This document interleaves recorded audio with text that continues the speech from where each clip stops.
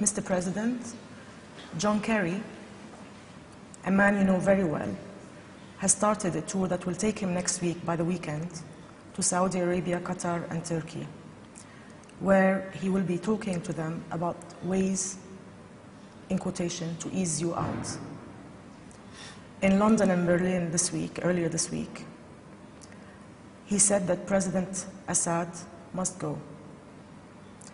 And he also said that one of his first moves is to draft diplomatic proposals to persuade you to give up power. Would you invite him to Damascus for talks? What would you say to him? What is your message to him now, given what he said this week and what he plans to say to his allies when he visits them over the weekend? And if possible, from your knowledge of him, how would you describe Kerry from your knowledge of him in the past? I'd rather describe policies rather than describing people. So it's still early to judge him. It's only a few weeks since he became minister. First of all, the point that you've mentioned related to internal Syrian matter, Syrian issues. Any Syrian subject wouldn't be raised with any foreigners.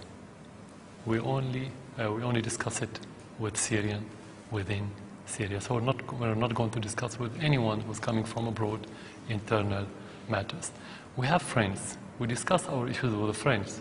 We listen to their advice, but at the end, it's our decision as Syrian to make what's good for our country. But if anyone wants to genuinely, and under two quotation I stress the word genuinely, help Syria and help the cessation of violence in our country, he can do only one thing. He can go to Turkey and sit with Erdogan and tell him, stop smuggling terrorists into Syria. Stop sending armaments. Stop providing logistical support to those terrorists. He can go to Qatar and Saudi Arabia and tell them, stop financing the terrorists in Syria. This is the only thing that anyone can do, dealing with the external part of our problem. But no one from outside Syria can deal with the internal part of this problem. So what is your message to Kerry? Very clear, to understand what I said now. If you want me to, not message to Kerry, to anyone who's talking about the Syrian issue, only Syrian people can tell the president, stay or leave, come or go, no one else. I'm just saying this clearly in order not to waste the time of others, to know where to focus. What role, if any, do you see for Britain in any peace process for Syria? Have there been any informal contacts with the British? And what is your reaction to Prime Minister Cameron's support for the opposition? What would you say if you were sitting with him now, especially that Britain is calling for arming the rebels? There's no contact between Syria and Britain for a long time. If you want to talk about the role, you cannot separate the role from the credibility.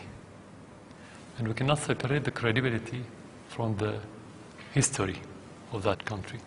And to be frank, now I'm talking to a British journalist, to a British audience, to be frank, Britain has played famously in our region, unconstructive role in different issues for decades.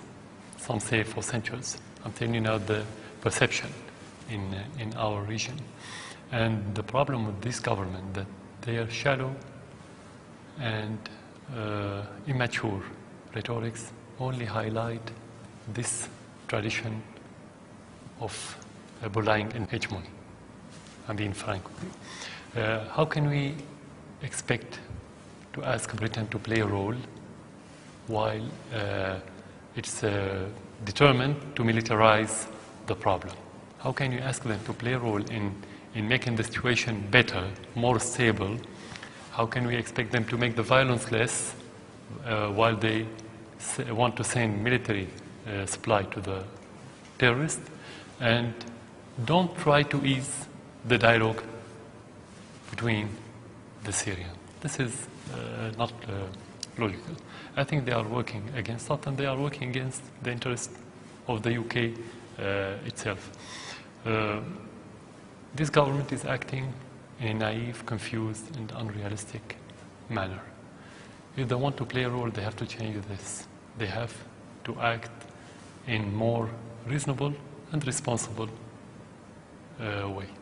Till then, we don't expect from arsonist to be a firefighter.